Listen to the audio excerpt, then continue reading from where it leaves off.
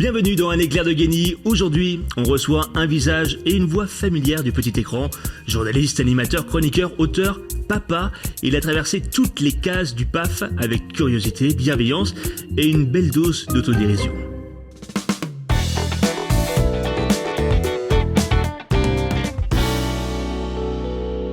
Des matinales de LCI, aux afters de Secret Story, en passant par Ninja Warrior, les grosses têtes ou bonjour, il a su parler à toutes les générations, avec autant de sérieux que de sourire. Et derrière l'homme de télé, il y a une voix engagée, un regard sur le monde et une plume. Bienvenue Christophe Beaugrand. Bonjour Maxime, Ça bonjour. fait plaisir de t'avoir.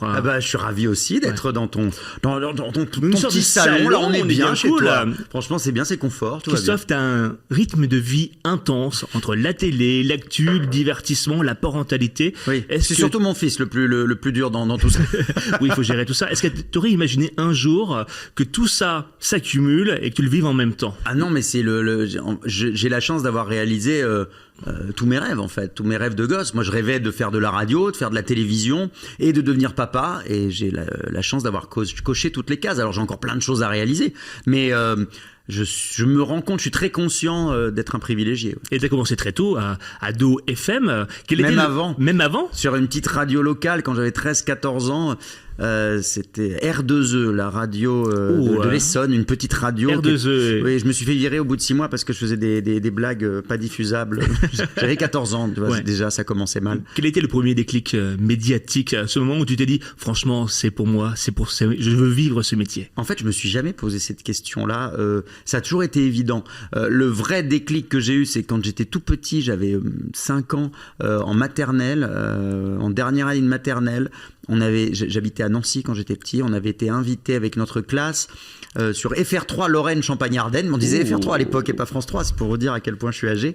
Et je me rappelle d'avoir vu les caméras en vrai, ce que je voyais à la télé. J'avais assisté à une émission. J'étais passé, je me rappelle très bien, il y avait le studio du journal juste à côté et il y avait notamment la carte de la météo.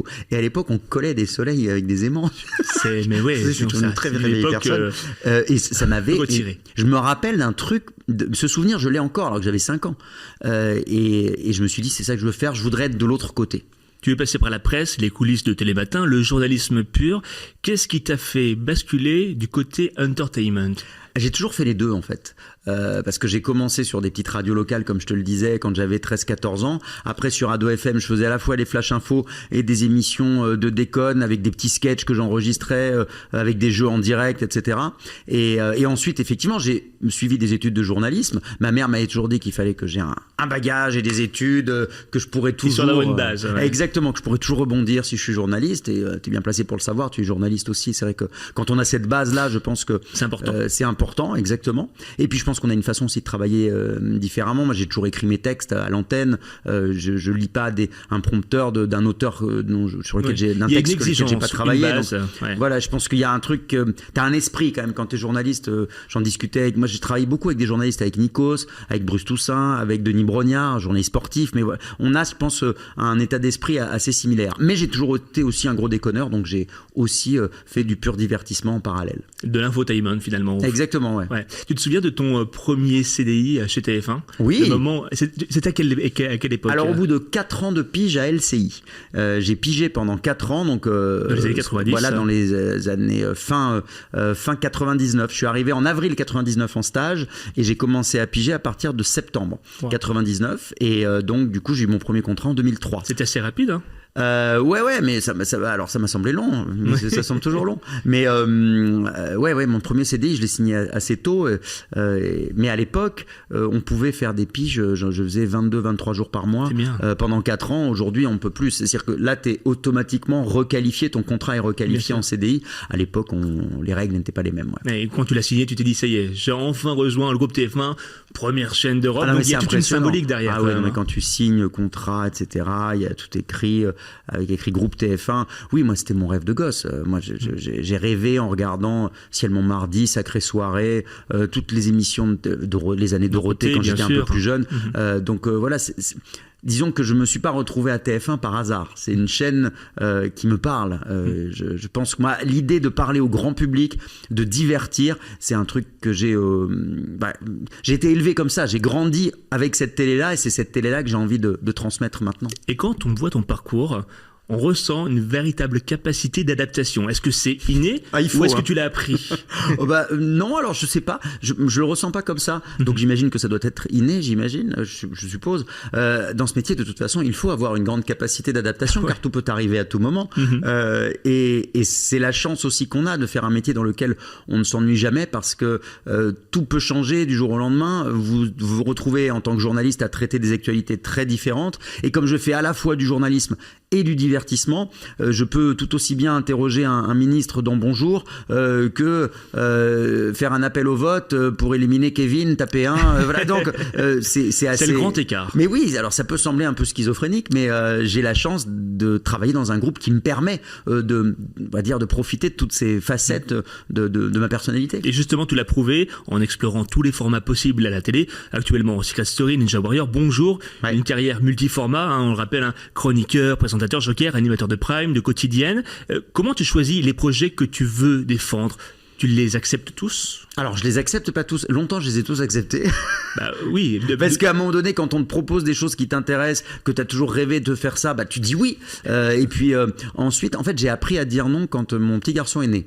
Donc c'est assez récent, ça a même pas 6 ans. Oui, c'est assez récent parce qu'il a 5 ans et demi, donc je te confirme que c'est récent. Ouais, mais à un moment donné, tu te dis que... tu vas vers la priorité. Non, mais que la vie est ailleurs aussi. La vie n'est pas que... Pendant longtemps, ma vie était vraiment centrée, focusée autour de cette carrière que je voulais construire. Présenter Secret Story après plusieurs années d'arrêt, ça a été une sacrée responsabilité. Tu as ressenti une sorte de pression sur la relance l'année dernière? Ah, j'étais content surtout. J'étais très heureux. Oui, il y avait une pression parce qu'il y a une grosse attente des téléspectateurs. C'est intéressant parce que Secret Story, c'est vraiment pas une émission comme les autres. On voit qu'il y a des fans qui sont vraiment à fond, quelle que soit la petite vidéo qu'on publie sur les réseaux sociaux, à partir du moment où c'est marqué Secret Story, c'est partagé, les gens font des analyses, et effectivement, il y avait le challenge de réussir à relancer la marque. C'était un peu un test. Oui. On n'avait pas, c'était une version un petit peu, bêta. Ouais, exactement. C'était une version bêta. On n'avait plus les primes. On faisait l'élimination du candidat sur une quotidienne. Donc voilà, c'était un test. On essayait de voir si ça mordait, entre guillemets. Et on a vu que le public a accroché. C'est un peu dans l'idée de la relance de la Star Academy. La première saison qui a été relancée, ça faisait qu'un mois et demi. Et puis ensuite, à partir de la deuxième saison, ça a explosé. On a retrouvé vraiment tous les codes qu'on a aimés dans la Starac.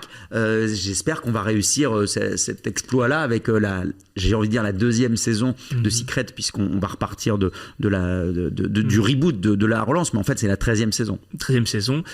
Et au-delà de la communauté de fans dont tu parlais, c'est un barnum de production de dingue. Ah oui, avec génial. L'équipe de prod de la maison, l'équipe de prod du prime time, de la quotidienne. Oui, c'est une grosse machine, Secret Story. Il faut comprendre qu'il y a des centaines de personnes qui travaillent dessus, par exemple une émission de variété avec des chanteurs qui s'enchaînent sur un plateau, c'est facile à fabriquer. Et une unité de lieu avec un enchaînement d'invités. Il faut programmer, il faut trouver les bons invités, ça c'est pas facile, mais après c'est facile à fabriquer. Secret Story et tout ce qu'on appelle télé-réalité, c'est sans doute ce qui est le plus difficile et le plus créatif à fabriquer en télévision aujourd'hui. Donc c'est vrai qu'on pâtit parfois d'une image, on se dit c'est la télé-réalité, mais c'est extraordinaire à fabriquer. Voir de l'intérieur comment ça se fabrique, c'est génial. C'est un game show.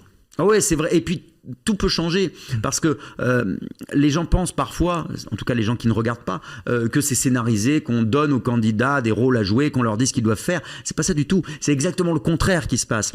On lance des jeux. Donc ça, effectivement, on l'a fabriqué, ce qu'on appelle des stimuli, exactement. C'est-à-dire qu'on propose des jeux, des mécaniques comme ça, et après les candidats s'en emparent, ils font ce qu'ils veulent. Et la réaction, c'est la vraie vie. Et nous, on doit utiliser cette matière-là pour fabriquer notre émission. Ce qui veut dire que on a pensé peut-être que tel candidat allait bien s'entendre avec tel autre et que ça allait créer quelque chose. Il se passe exactement l'inverse. Donc c'est à nous de nous adapter. Et tous les jours, on fabrique une émission différente sans savoir ce qui va pouvoir se passer le lendemain. On est à peu près au même niveau de connaissance que le téléspectateur dans cette émission-là. Et c'est ça qui est hyper excitant. Et tu parles aussi à d'autres téléspectateurs, ceux de Bonjour, aux côtés de Bruce Toussaint sur TF1. Qu'est-ce que ça t'apporte d'être dans une matinale généraliste? Parce que tu connais bien l'exercice de la matinale. Oui. Parce que tu connaissais Bruce Toussaint en 2007 sur Canal à l'époque. J'ai travaillé avec Bruce. C'est Bruce qui est venu me chercher de TF1 à l'époque, enfin de LCI. Il me regardait sur LCI, il m'a fait venir dans son équipe sur Canal dans la matinale. Pour un journal des médias. Exactement. J'y ai fait 2 saisons. J'y ai pas été très heureux pour tout te dire. Je pense que c'était pas mes valeurs Canal. Il y avait un côté un peu, à l'époque en tout cas, un peu branché qui me correspondait pas. Moi, je pense que j'avais un côté beaucoup plus popu et je correspondais beaucoup plus à TF1. Donc, il y a eu une opportunité. Je suis revenu à TF1 au bout de 2 ans. Mais en revanche, j'avais gardé des liens très forts avec Bruce. J'ai adoré travailler avec lui. Et il s'est fédéré une équipe autour de lui. Et quand il y a eu le lancement de Bonjour et qu'on me l'a proposé, c'était en même temps qu'on relançait Secret Story. C'était compliqué pour moi de rester sur LCI en parallèle de toute façon. Et voilà, l'opportunité de Bonjour est arrivée. J'ai saisi l'opportunité. Et puis en plus, maintenant, on me fait confiance pour que je sois le Joker de l'émission, le Joker de Bruce pendant ses vacances, avec Maud Descamps qui est l'autre Joker féminine, pour que quand même je puisse prendre quelques vacances. Bien on est 2 sûr. Jokers pour qu'on puisse chacun prendre de temps en temps quelques petites vacances. Et les audiences augmentent progressivement? Ouais, ça s'installe. La communauté s'installe. Ça s'installe doucement, mais sûrement. C'est jamais simple de de relancer une case qui n'existait pas. Lancer une case qui n'existait pas, c'est compliqué. Et lancer une matinale, il faut comprendre que les gens le matin, ils ont leurs habitudes. Et faire changer d'habitude les gens le matin, ils ont l'habitude, parfois en radio, tu sais par exemple à quel moment, quand il y a telle chronique, ça veut dire qu'il faut que tu te sois lavé les dents parce que sinon tu vas être à la bourre. Il y a tous ces réflexes-là et c'est très difficile. C'est des médias d'habitude le matin. Bien sûr. Donc on bouleverse un peu les habitudes. Et on a quand même gagné pas mal de points. Bien. Entre actu sérieuse et divertissement total, quel équilibre tu cherches aujourd'hui? La parité? Alors je ne fais pas de pourcentage, je ne fais pas de petits calculs. J'ai la chance de pouvoir faire les deux. Moi, c'est ça qui m'éclate. J'ai la chance qu'on ne m'ait jamais contraint à choisir. Et ça, c'est un confort extraordinaire. Je te le disais, mais...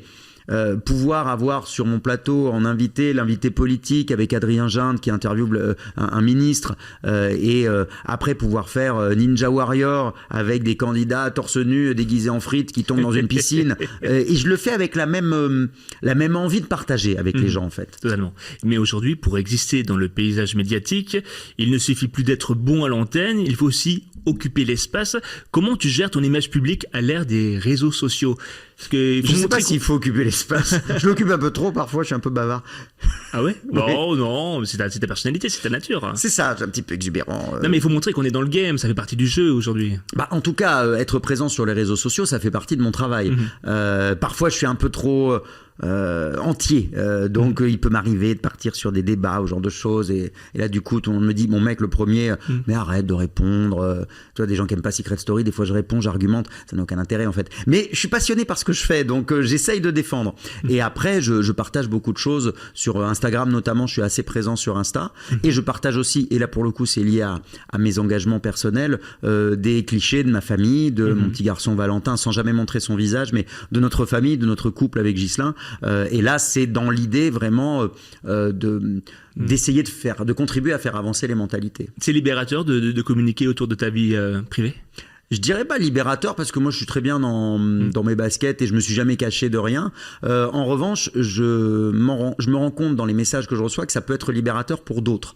Et j'ai reçu énormément de messages de jeunes notamment qui me disent voilà, ça me permet de m'identifier, de me dire que je pourrais peut-être être bien. Là, je me rends compte que je suis homo, j'ai 15 ans, j'ai peur d'être rejeté. Puis là, avec toi, je vois qu'on peut trouver sa place dans la société, on peut se marier, on peut fonder une famille, on peut et être out et que ça pose pas de problème.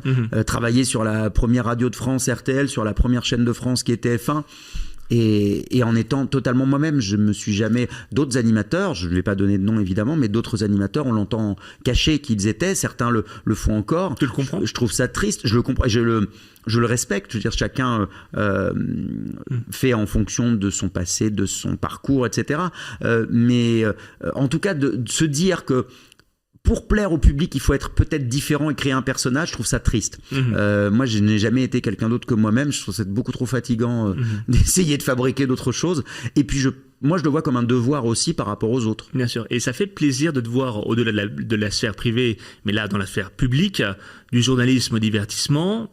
franchement, tu n'es dans aucune case.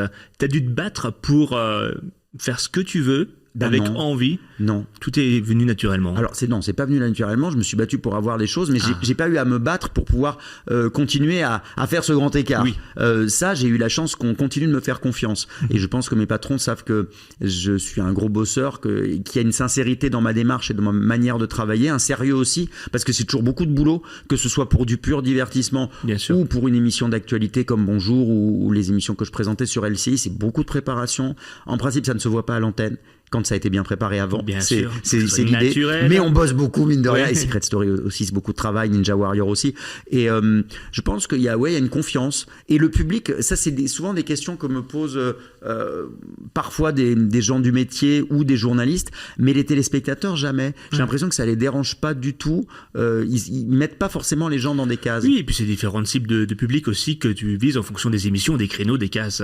Oui, différents âges, t'as raison, parce que les gens qui regardent le loto ou qui m'écoutent aux grosses têtes sont souvent un petit peu plus âgés que le profil de ceux qui peuvent me regarder, par exemple, dans Secret Story ou dans La Bataille des couples que je présentais il y a quelques années. Et puis après, il y a vraiment le public très familial avec Ninja Warrior ou le loto, par exemple. Donc oui, c'est vrai que j'ai une palette assez large et j'ai l'impression que je peux parler à tous les publics. J'essaye de parler de la même manière, c'est surtout ça. Je ne fais pas genre je parle jeune aux jeunes et je parle uniquement avec des mots de plus de 4 syllabes pour parler à un public plus âgé. Je trouve que c'est assez irrespectueux d'imaginer que les jeunes sont décérébrés au point qu'on soit obligé de leur parler en verlan, par exemple. Je trouve ça un peu ridicule. J'ai pas envie de ressembler, de ressembler à un jeune, parce que je ne le suis plus beaucoup maintenant. Mais si tu l'es. Non, mais pas tant que ça. Je trouve ça un peu pathétique et ça m'a toujours agacé. Moi, j'aime pas voir ça en tant que téléspectateur. Ça m'énerve parce que je sens pas la sincérité de la personne qui s'exprime. Est-ce que parfois tu t'es censuré pour ne pas froisser ou tout simplement pour te protéger, que ce soit à travers les réseaux sociaux, à travers tes prestations télévisuelles, sur différents sujets, sur différentes réactions que tu peux avoir? Parfois, je me dis qu'il vaut mieux que je me taise. Puis parfois, parfois, je m'exprime et puis on me dit efface. Donc je l'efface avant que ce soit vu. Non, mais oui, comme je te disais, je suis entier, je suis colérique parfois sur des sujets qui me tiennent à cœur. Et après, je prends soin aussi. J'ai des engagements, mais qui sont sociétaux, mais je prends soin de ne pas prendre d'engagement politique, parce que quand on est journaliste et quand on est animateur sur une chaîne, je représente d'une certaine manière TF1, et je n'ai pas, au nom de ma chaîne, à prendre des engagements politiques pour tel ou tel candidat s'il y a une élection, ce genre de choses. En revanche, des engagements personnels, sociétaux, ça je n'hésite pas à le faire et je trouve même que ça fait partie de mon travail. Et puis d'autant plus que TF1 pour le coup essaye de prôner aussi des valeurs d'inclusion, de vivre ensemble. Et donc de pensée positive. Et ça correspond en tout cas au message que j'essaye de faire passer. En revanche, la politique, ça me passionne, j'adore ça, mais je ne me permets pas de m'exprimer sur mes opinions politiques, parce que déjà, je peux avoir des gens qui me regardent qui ont toutes les opinions et je pense qu'on peut se respecter même si on n'est pas d'accord. Et je pense que on n'attend pas ça de moi. En tout cas, ça n'est pas ma place. Tu es à l'antenne depuis plus de 20 ans, je crois. En plus. Plus, parce que mon premier JT, c'était l'été 2000. Oh, donc ça fait 25 ans. Je vais fêter mes 25 ans d'antenne. C'était le 14 juillet 2000 sur LCI. C'était les JT la nuit, il y avait des JT entre 1h30 du matin et 6h du matin que personne ne regardait. Mais c'est très formateur. Ah bah, tu peux dire des conneries et c'est pas repris à l'époque par les réseaux. Ah bah non, les réseaux n'existaient pas et honnêtement j'ai dû en dire des conneries. Ah bah je peux te dire mon tout premier direct, l'énorme connerie que j'ai dite. Laquelle? C'était en juillet 2000, le crash du Concorde. Je suis un jeune journaliste, je suis envoyé sur place le lendemain matin très tôt pour faire le direct, parce que c'était en fin d'après-midi la veille et puis il fallait faire un direct pour le journal du matin. C'était l'été, il y avait quasiment que des stagiaires et des petits jeunes. Je retrouve le point de direct au dernier moment. Là, j'ai pas d'infos à l'époque, ou très peu. Les gens ne savent pas, oublient, mais il n'y avait pas de smartphone à l'époque, donc je ne pouvais pas gratter des infos. Mais c'est etc. le début d'Internet. Et on avait un poste connecté à Internet sur LCI. Donc j'avais mon pote qui était resté à la rédaction, à qui je passais des coups de fil, Fabien Namias en l'occurrence, qui est aujourd'hui le patron de BFM, qui arrivait en stage le même jour que moi, et il me donnait des infos. Et là, il m'explique, puis on le savait, que l'avion a failli s'écraser sur l'hôpital qui était juste derrière. Puis il s'est écrasé sur l'hôtel, heureusement à quelques mètres près, c'était l'hôpital. Et là, j'ai voulu expliquer ça parce que moi je suis un garçon positif. Donc j'ai voulu dire, grosso modo, je voulais exprimer que ça aurait pu être pire. Et j'ai dit, on a frôlé la catastrophe. Aïe, aïe, aïe, aïe. Et là, comment te dire? Et là, à l'oreillette, on dit, t'as dit une connerie? Après, parce que je m'en suis pas rendu compte. Donc j'ai fini mon papier et le rédacteur en chef me dit, t'éviteras de redire on a frôlé la catastrophe quand même parce que c'est le crash du Concorde. Ah oui, c'est vrai. C'est une grosse catastrophe. Mais c'est formateur. Mais voilà, t'apprends beaucoup. Heureusement, là aujourd'hui, je ferai tous les bêtisiers avec ça. Ouais. Quel regard tu portes sur l'évolution de ton métier? Ne me dis pas que tu penses à la retraite. Ah, pas du tout. Non mais je t'emmerde. Je suis quand même pas si âgé, j'ai 48 ans. Ouais, donc, t'es de 77. Je n'ai pas encore tous mes trimestres, donc je vais encore travailler, puis j'ai pas envie d'être à la retraite. Mais il paraît qu'à partir de 45 ans, dans certaines catégories socio-professionnelles, on est considéré comme senior. Donc, oui, c'est vrai. Et dans ce métier, parfois, l'âge peut être un tabou. Oui, alors c'est terrible, plus pour les femmes, hélas, que pour les hommes. Il y a plus de tolérance, entre guillemets, pour un homme qui vieillit à l'antenne que pour une femme, ce qui est assez dégueulasse. Mais non, oui, moi, tout va bien. C'était quoi la question? En fait, l'idée, c'était de rester crédible tout en évoluant avec son temps. Et c'est ce que tu as fait à travers ces 25 années d'antenne. Hein. Écoute, moi, j'ai évolué en même temps que la société. C'est vrai que j'ai commencé ma vie professionnelle avec l'émergence des réseaux sociaux au fur et à mesure. Donc, c'est un outil dont je me suis emparé tout de suite. Pas pour des raisons marketing, mais parce que ça m'intéressait, puisque c'était un nouvel outil. Et voilà, moi je me rappelle, j'ai un pote qui m'avait dit, pendant que je faisais mes études, qui m'a dit, regarde, il y a ce truc qui vient d'être créé, il y avait personne inscrit dessus, ça s'appelait Facebook. Et il y avait quasiment rien comme fonctionnalité, tu mettais ta photo, il me dit, j'ai tous mes potes de fac que je retrouve là, etc. Bon, aujourd'hui c'est un truc gigantesque. J'ai eu la chance d'essayer de me retrouver. Mais en fait, par exemple, Secret Story, que j'ai présenté il y a 10 ans maintenant, quand je l'ai repris, c'était en 2015 sur NT1. Ce qu'on proposait, il y avait un peu de commentaires sur les réseaux, mais que dalle. La même émission, parfois les petits buzz qu'il y a pu y avoir, ça aurait été énorme aujourd'hui. Donc, on doit désormais penser les émissions de télé aussi en se mettant ça en tête. Ça peut être positif pour faire parler de ton émission, parce que tu sais que ça peut être un vecteur en tout cas de communication, et ça peut être à l'inverse une caisse de résonance pour si jamais tu as un bad buzz, parce qu'un petit truc un peu monté peut être monté en épingle et ça peut te faire beaucoup de mal. Donc il faut prendre vraiment soin de ce que tu publies, de ce qui est fait, et c'est une vigilance permanente. Donc tu te vois encore à l'antenne dans 20 ans? C'est pas moi qui vais décider. Hein. Moi, si jamais il y a encore. Alors, si la télévision existe encore, s'il y a encore des antennes. Ce serait sur les plateformes. Ça va être plateformisé. Il y aura encore du programme. Écoute, oui, moi, je m'éclate. Je suis très heureux de faire le métier que je fais. Donc, oui. Mais c'est la première fois qu'on me parle de ma retraite. Ben voilà, c'est bien comme ça. Il faut bien une première fois. Je vais pouvoir réfléchir. Oui, voilà. Mais en attendant, t'incarnes. Je suis déprimé maintenant. Merci à la vôtre. En attendant, t'incarnes Secret Story dans le groupe TF1. Comment tu définirais aujourd'hui la télé-réalité à l'ère de TikTok? Parce qu'on est tous un peu chacun notre Big Brother avec notre caméra. T'as pas tort, oui. C'est clair que on le sait, il y a 25 ans, quand la télé-réalité a émergé en France, ça a été une espèce de coup de tonnerre parce que ça a changé beaucoup de choses dans la société.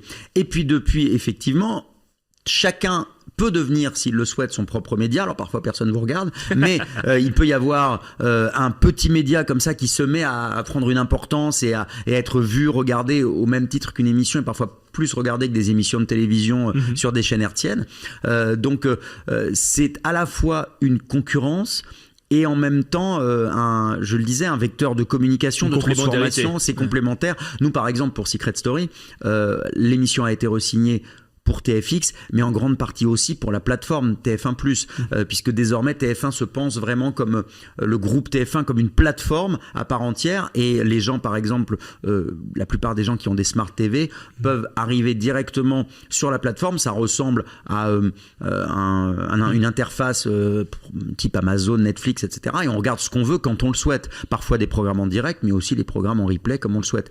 L'année dernière, on avait plus de 30% de notre audience sur la saison de Secret qui s'est faite sur TF1+. Oui, c'est ça. Et sur la plateforme, tu as de la publicité, donc c'est rémunérateur pour la chaîne. Exactement. Alors, je ne sais pas encore si les équilibres, je ne suis pas persuadé que ça se compense encore, mais en tout cas, on va dans cette direction. Aujourd'hui, les gens n'ont plus envie d'attendre, ils ont envie de consommer ce qu'ils le souhaitent regarder quand ils le souhaitent, et on doit tous s'adapter. C'est hyper intéressant de fabriquer de la télévision dans cette période-là de transition. C'est compliqué, c'est sûr. Parce qu'on perd des parts de marché, comme on dit. C'est difficile, les audiences, mais c'est passionnant. C'est passionnant. Toujours dans le divertissement, Ninja Warrior. Ouais. Ce qui peut paraître simple à l'écoute du jeu, ce sont les commentaires. Mais on imagine qu'il y a quand même un gros boulot derrière, non ? Est-ce que tu peux nous expliquer un peu les coulisses ? Alors, il faut imaginer que c'est à peu près 15 jours de construction pour le décor. Parce que ce sont des immenses échafaudages très dangereux. Il y a énormément de sécurité autour de ça. Les gars montent à des hauteurs hallucinantes. Ils ont tous des baudriers, etc. C'est vraiment une grosse machine. Il y a plus de 400 personnes qui travaillent pour cette émission, entre les journalistes, les assistants, les techniciens, les cadreurs, les gens du son. C'est une ville entière quasiment. Il y a 200 candidats à peu près par an dans ces eaux-là. Et ce sont des tournages nocturnes, puisque pour les effets pyrotechniques, les écrans, il faut tourner de nuit. Donc on commence vers 20h, 20h30, et tu entre fais chien et loup, blanche. et on termine parfois très très tard. La finale, on l'a fini, je crois, à 5h30 du matin cette année. Donc oui, ce sont des... Alors je me plains pas, c'est génial. Non, mais là, t'as un Mais faut travail prendre un peu d'animateur de- et de commentateur. prendre un peu de Ça Berocca. se travaille beaucoup. En amont, où il faut faire preuve d'une certaine forme d'instantanéité, de spontanéité. Ah oui, c'est une émission particulière parce que en vrai, ça ressemble à la fois à une émission de télévision et une compétition. Donc moi, je me suis beaucoup appuyé sur l'expérience de Denis Brognard qui a fait ça pendant des années, notamment à la radio, sur Europe 1, il l'a fait beaucoup, où il commentait des matchs de foot en direct. Donc il a cet art du commentaire, c'est un journaliste sportif. Moi, je suis arrivé là sans rien connaître et j'étais juste... Et c'est pour ça aussi que le duo est intéressant avec Denis, c'est-à-dire qu'on est complémentaires. Moi, j'apporte autre chose, une humeur, et lui, il apporte le sérieux. Voilà, je l'amène de la déconne, il apporte le sérieux du commentaire sportif. Et là, sur cette saison, les choses vont être un peu modifiées. Je vais être sur la moitié de l'émission avec les familles, et Anaïs Grangerac, qui est notre nouvelle venue, qui remplace Iris Mittenard, qui nous a fait faux bon à 3 semaines heureusement, Anaïs était dispo et ça s'est super bien passé. Mais donc Anaïs va faire une partie des commentaires avec Denis et après on inversera. Moi, ça me permet de pouvoir m'amuser avec les gens aussi. On avait envie de changer des choses. Ça fait 9 ans que je fais l'émission. Bien sûr. Et là, toutes les images que j'ai vues, je pense qu'on a fait une super saison. Je pense que ça va être très très chouette. On a hâte de voir ça. Ouais.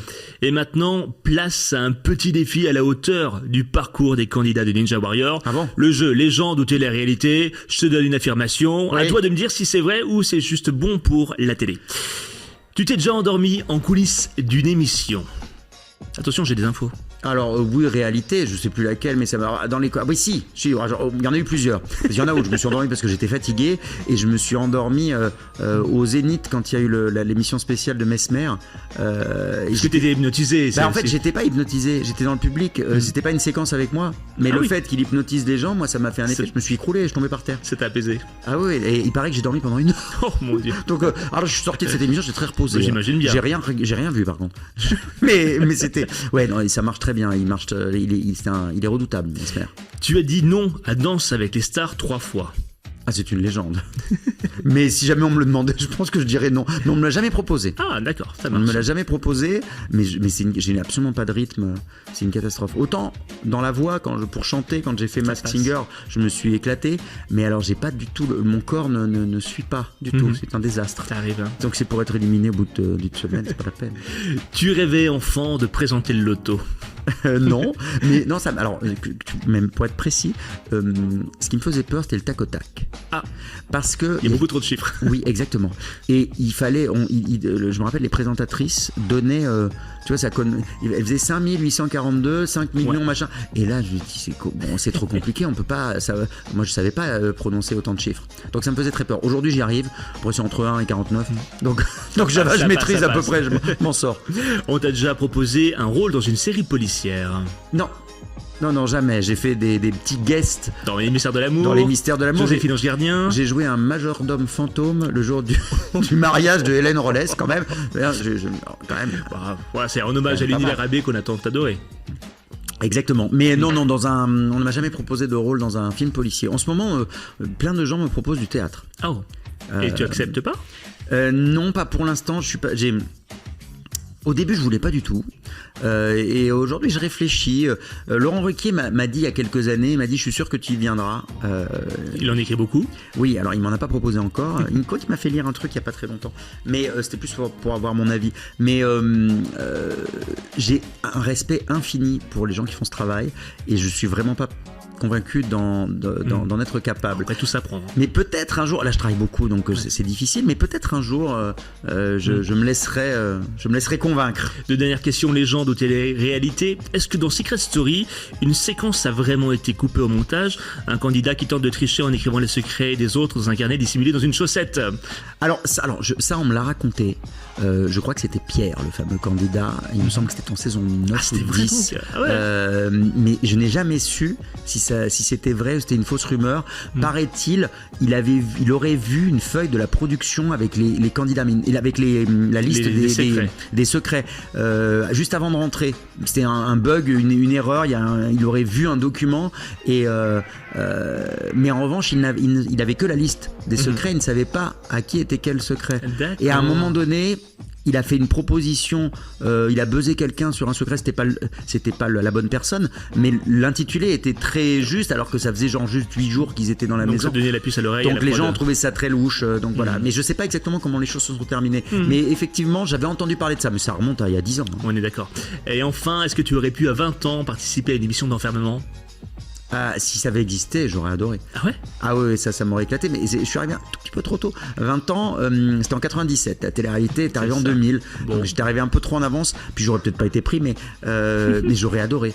Pour l'expérience. Et aujourd'hui même, moi j'adorerais. Ah ouais? Moi je propose toujours, enfin je propose pas, je dis toujours à... T'aimerais bien être guest, passer dans la maison des secrets? Non, à Denis Brognard, moi je voudrais faire Koh-Lanta. Ah. C'est pas la même, t'es pas enfermé dans une maison. Non, mais c'est pour l'expérience là aussi. Ouais. Je trouve ça génial. Et pour voir jusqu'où, tu vois, pour tester tes limites. Après Secret, moi, ça n'a pas été possible, mais moi tous les ans j'avais demandé voilà, mais genre de passer une nuit, 2 nuits avec les candidats et me retrouver dans la maison pour voir un peu. Ça peut être un petit twist. C'est pas prévu en tout cas. Mais moi j'aimerais bien pour l'expérience. Et justement, dans ces aventures, on croise des gens qui laissent une trace. Quelles sont les rencontres qui ont compté dans ton parcours? Est-ce que tu as eu un mentor, Christophe? Pas vraiment, j'ai rencontré beaucoup de gens dont je me suis inspiré. Je pense que la personne qui m'inspire le plus et dont j'ai le plus appris et dont j'apprends toujours, c'est Laurent Ruquier.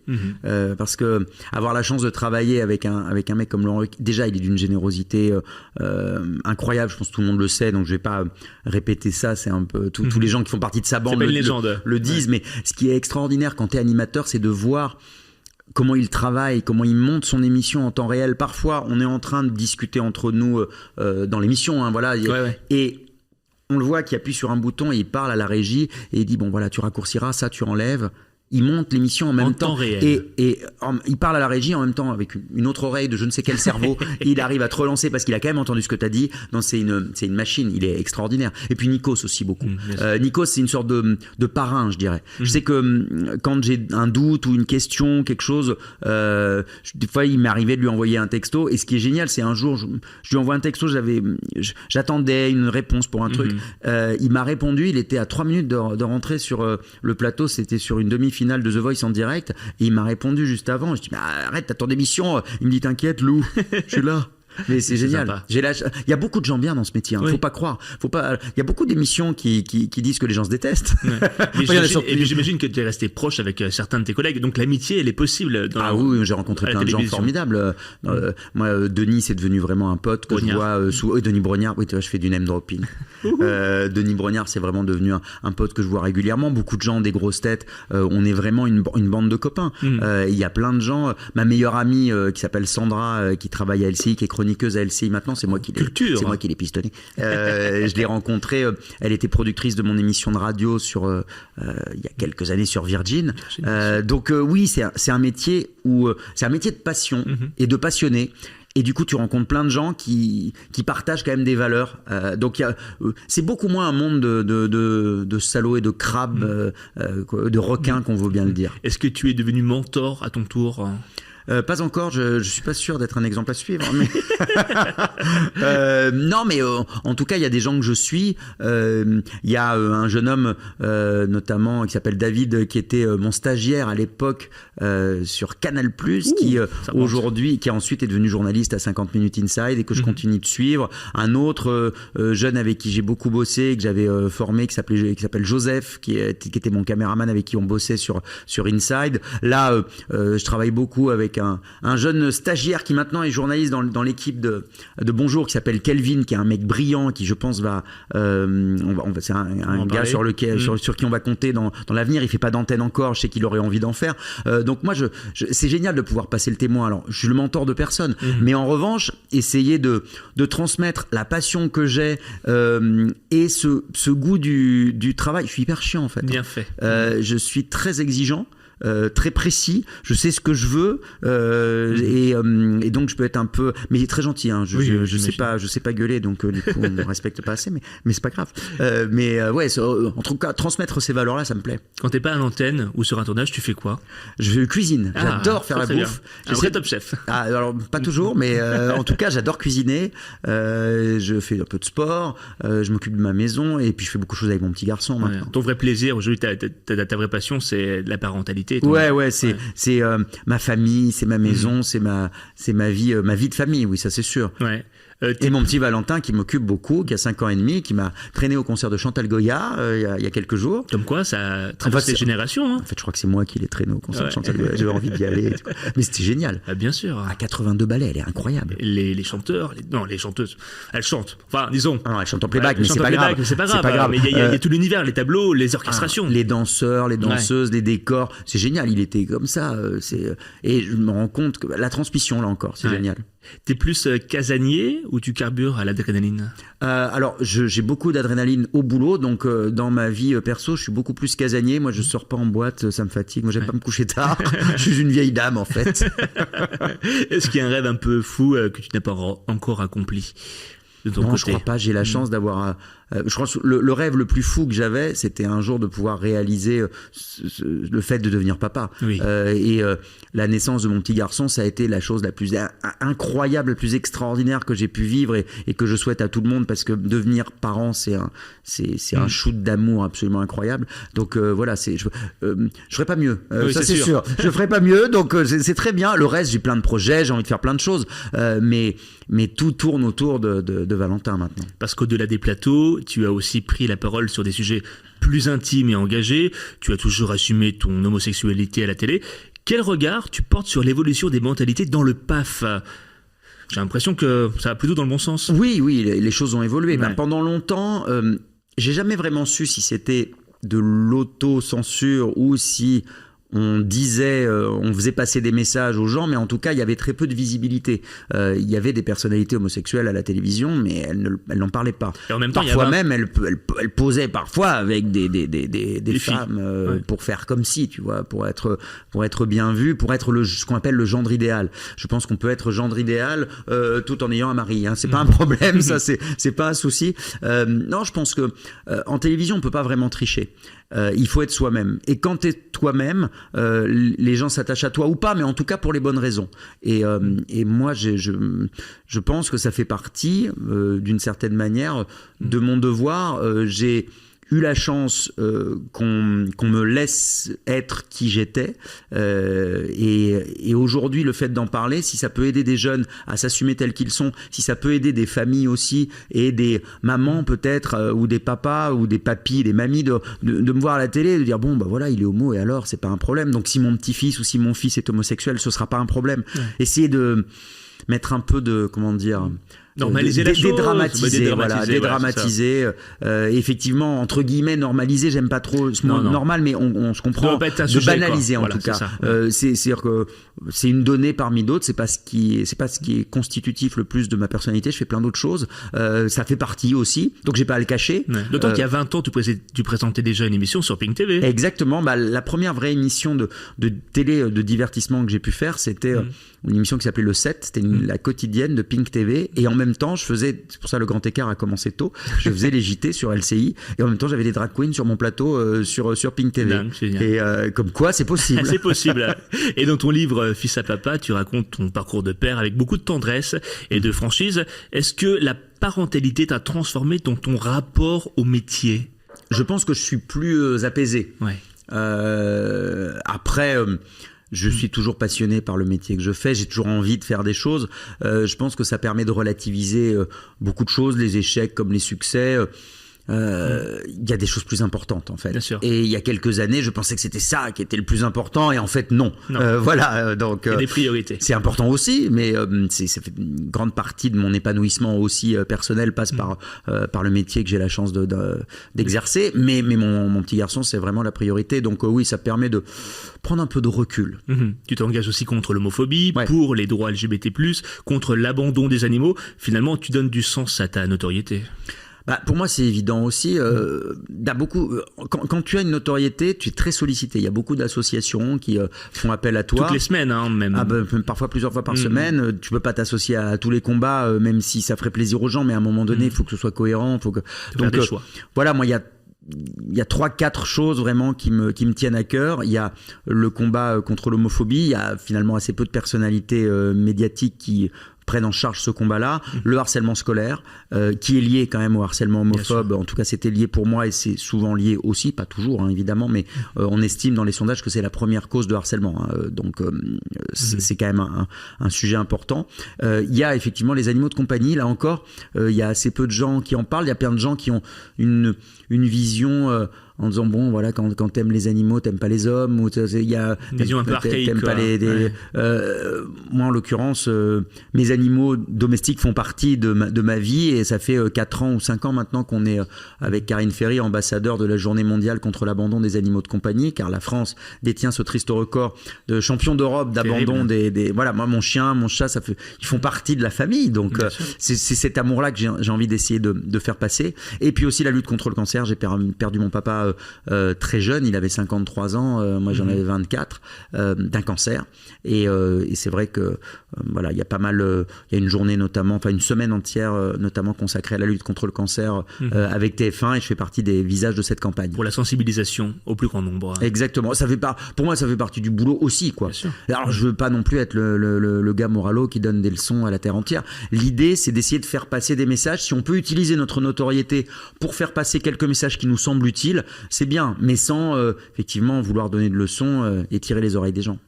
On te décrit souvent comme bienveillant, drôle, sans prise de tête. Tu confirmes? Il y a encore un élément qu'on ne connaîtrait pas. C'est gentil, là. C'est plutôt, je vais dire, plutôt sympa. Oui, je suis pas un râleur. Je suis pas un colérique non plus. Et je suis plutôt bienveillant. Alors, parfois un peu moqueur, par contre. Voilà. Donc, drôle, mais des fois, je sors un peu des vacheries, mais c'est pour rire. Qui aime bien châtie bien. Mais oui, alors parfois, je me dis, des fois, je peux faire des blagues un peu qui ont blessé les gens, donc après, ça m'embête. Mais c'est trop fort. C'est plus fort que moi. Qu'est-ce qui te fait encore vibrer à l'antenne? Le direct, l'adrénaline? Ah oui, l'adrénaline. Alors, tu l'as encore plus, effectivement, tu as raison, en direct, après sur les émissions enregistrées aussi.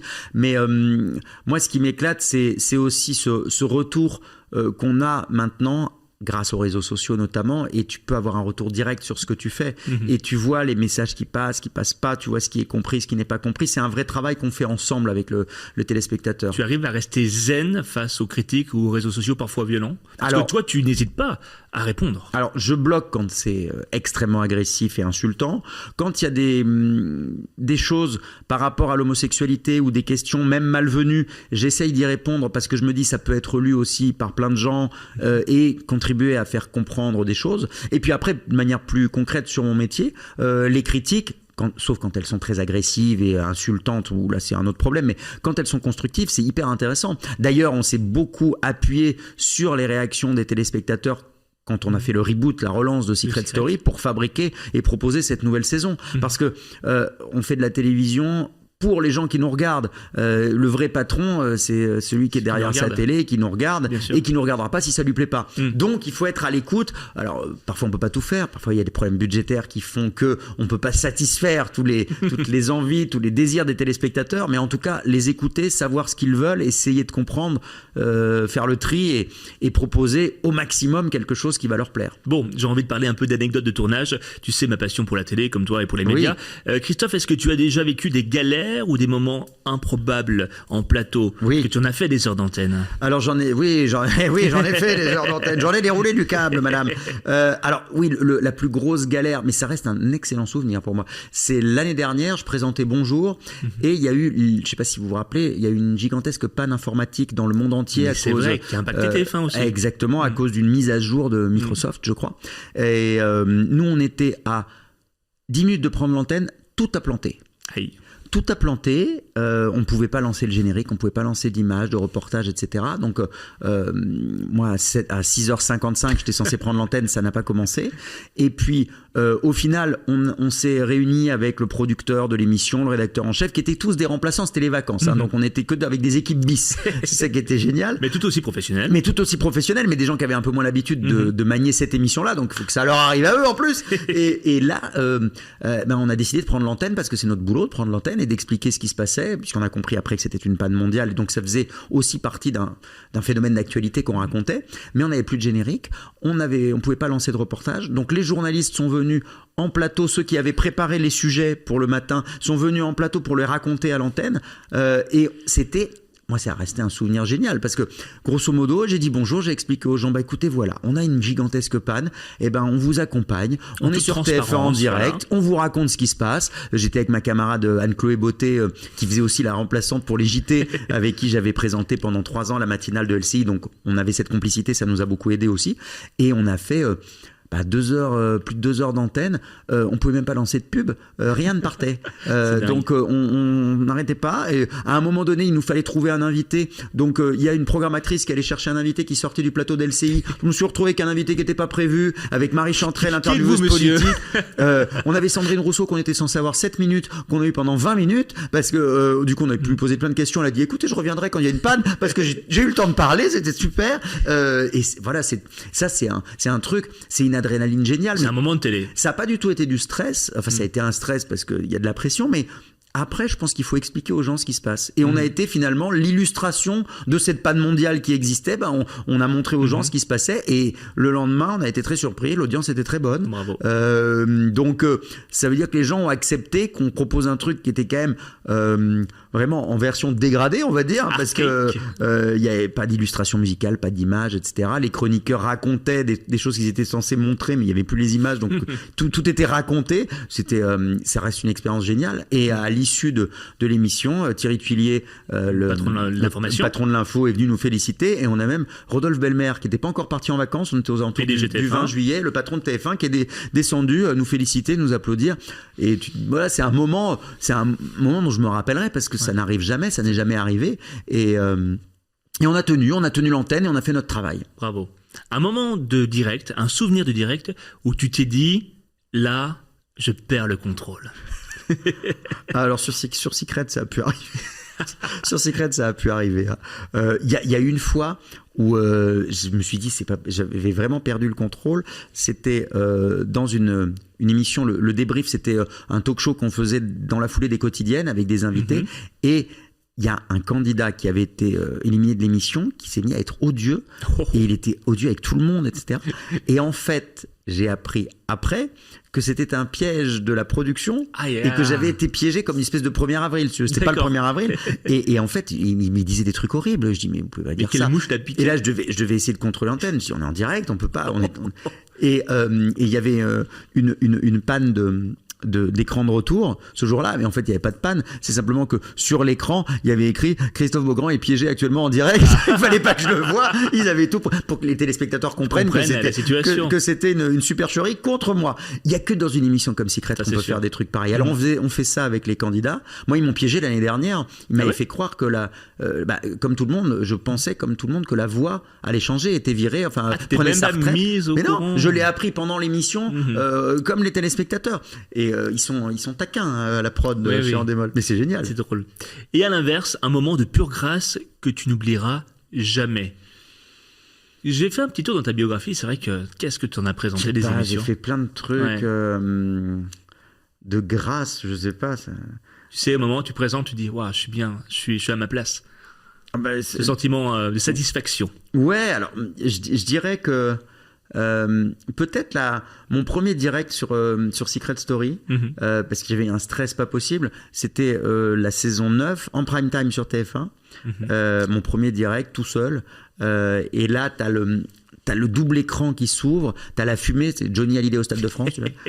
Et là t'as 400 personnes qui t'applaudissent dans le public, il faut y aller, et là il faut y aller, et à la fois t'as un gros stress et en même temps je me disais, c'était en 2015, donc je me disais, mon Dieu, mais tu travailles depuis combien d'années pour en arriver là et enfin arrivé à franchir ce cap-là. Récolter les fruits de ton travail. Et ça a fini par arriver. Moi, j'ai jamais imaginé dans ma vie autre chose. C'est-à-dire que mes études, quand on me posait la question, j'ai jamais eu de plan B. Pour moi, c'était ça. Je ferais et quand j'ai fait mes études de journalisme, mon prof de télé m'avait dit vous êtes vraiment pas fait pour faire de la télé, Beaugrand, faut faire autre chose. Bon, écoute, j'ai de la chance. Tu l'as revu depuis ? Alors non, je sais pas, Monsieur Charon, je sais pas si vous êtes toujours de ce monde, mais voilà, finalement, je m'en sors pas si mal. Ça fait 25 ans que je fais ce métier, mais ouais, il faut se battre, il faut nager contre le courant souvent. On se prend des claques, il y a des trucs qui marchent pas. On vous propose des émissions, puis finalement, c'est jamais vous qui êtes choisi au bout, et c'est un autre animateur ou une autre animatrice, et vous dites tiens, le coup d'après, ce sera peut-être pour moi. Donc ouais, j'avais une sensation c'était que le début, parce que voilà, il fallait bosser, mais de grâce. En tout cas, d'un palier atteint. Après, c'est redescendu, puis c'est remonté. Et c'est un peu la vie. Hein. Exactement, c'est les montagnes russes. Quel a été ton partenaire de jeu le plus drôle ou le plus déstabilisant ? Parce que les émissions en duo, qu'est-ce que t'en as présenté ? Estelle Denis, Elsa Fayer, Carole Rousseau, Laurence Boccolini, j'en oublie. Hein. Moi, j'adore présenter en duo et d'avoir une émission, même quand je présente Bonjour tout seul, mais on est tous ensemble en plateau, l'idée d'avoir une équipe. Je pense que les deux personnes avec qui... Alors, je pense qu'avec Laurence Boccolini, c'est avec celle que j'ai eu le plus où je me suis plus marré. Sur l'émission de trampoline sur l'émission, exactement, Big Bounce, qui était une sorte de Ninja Warrior de trampoline. Et on a eu des fous rires mémorables, on a beaucoup ri. Et je pense celle avec qui j'ai été le plus complice et avec qui je suis toujours complice aujourd'hui, c'est Anne-Chloé Beauté, avec qui j'ai présenté pendant 3 ans la matinale du week-end de LCI. Plus sérieux à l'antenne, mais hors antenne, non, puis même, je dis encore même à l'antenne, en fait, on avait un problème, on rit énormément. Enfin, moi, j'ai le fou rire très facile. C'est agréable. Oui, mais alors parfois c'est sur des actualités qui sont pas drôles du tout. Donc, c'est-à-dire que quand tu sors un truc sur l'Ukraine, sur Prigojine, sur la, enfin voilà. Souvent, on rigole des sujets les plus sérieux. Mais à chaque fois, elle essayait elle me piégeait avec des. On écrivait chacun un JT entier et on se le partageait à double voix. Donc, elle lisait la moitié du mien et moi je lisais la moitié du sien. Et elle échange toutes les lettres. Parfois, c'est impossible à lire. Moi, il m'est arrivé certains moments, je commence à lire la brève, et je dis à l'antenne, pardon, là je n'arrive pas à lire, Anne-Chloé, je ne comprends pas ce que vous avez écrit. Et ça, on est en direct. Et les gens, ça les amusait beaucoup. Ça choquait pas les gens. La complicité. Ouais. Ah, j'adorerais retravailler avec Anne-Chloé, c'est une fille géniale. Oh, la vie est longue. Oui. Mais enfin, quand même. Elle est vieille. Hein. Je rigole, Anne-Chloé. Et une émission que tu aurais adoré présenter, mais qui t'a échappé. Alors, pas qui m'a échappé, mais une émission que j'aurais adoré présenter, mais qui appartient à quelqu'un d'autre, c'est la Star Academy. C'est une émission extraordinaire. Elle m'a jamais échappé puisque j'ai jamais été j'ai jamais été pressenti pour présenter cette émission. Non, mais en fait, même les trucs que t'as pas eu, c'est quelque chose qui à un moment donné te font avancer. Et puis voilà. À un moment donné, il y a eu une émission, ça m'avait déçu parce que ils avaient demandé, c'était comment ça s'appelait ça s'est arrêté, donc c'est pas bien grave. Merde, comment ça s'appelait? Sur TF1 Oui, ça avait été présenté par Jarry, puis quand Jarry est parti, je pensais qu'ils allaient me le filer, et ils l'ont donné à Chris Marquez. Comment ça s'appelait? Good Singer. Good Singer, ouais. Voilà. Bon, et là, j'étais un peu deg. Mais j'adore Chris, donc la question n'est pas là. C'est juste que pour toi, il y avait des évidences. J'étais en colère après TF1. C'était une période où j'avais plus Secret Story, où j'avais pas beaucoup d'émissions. Je faisais Ninja Warrior, on tourne en une semaine dans l'année, et je me dis voilà, moi je suis là. Vous proposez à quelqu'un d'autre. Moi, vous savez que j'attends, merde. J'étais un peu énervé. Mais c'est que ça devait pas être ça. Non. L'émission, elle a pas continué. J'ai eu d'autres choses derrière.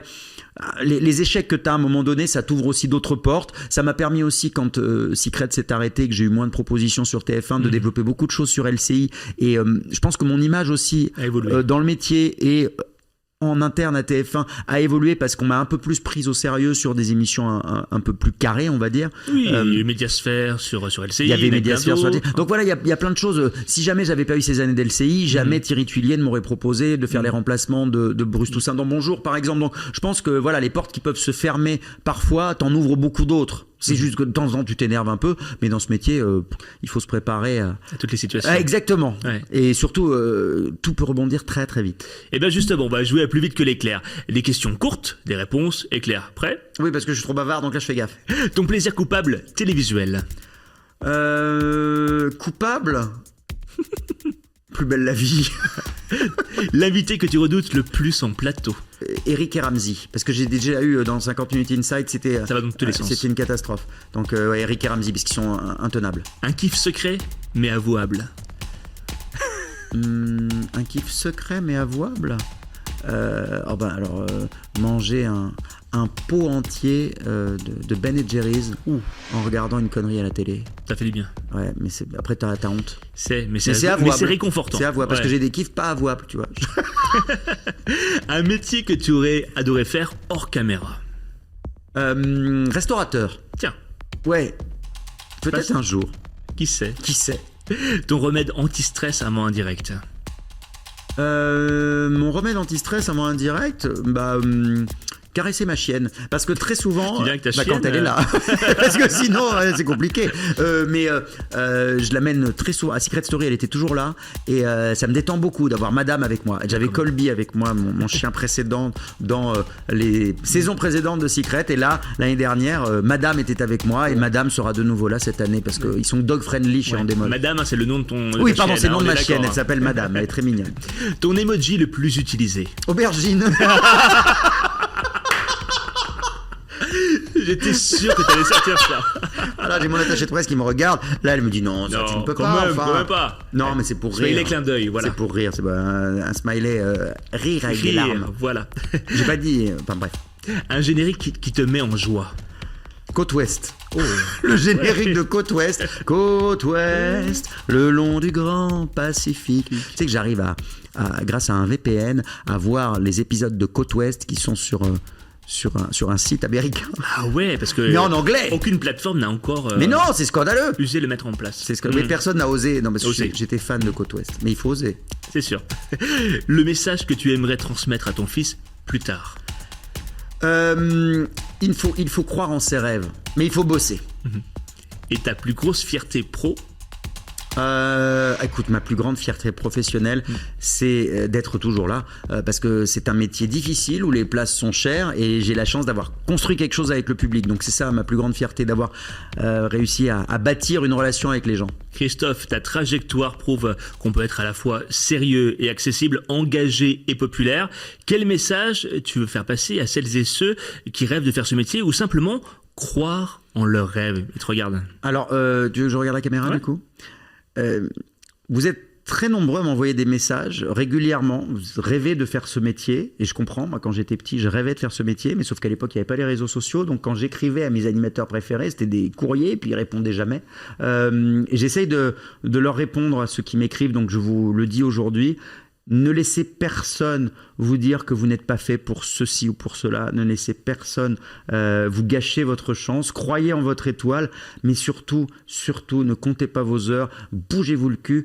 Pour réussir, il ne faut pas pousser les autres dans l'escalier. Il faut avoir plus envie que les autres. Merci Christophe pour ta sincérité, ton Merci, énergie, Maxime. ton regard à la fois Pardon. tendre et lucide. Je suis fatigué. Merci, Monsieur Guény. Un nouvel éclair vient de frapper. Merci Voilà. à vous tous de nous avoir suivis. On se retrouve très bientôt pour de nouvelles aventures. Salut!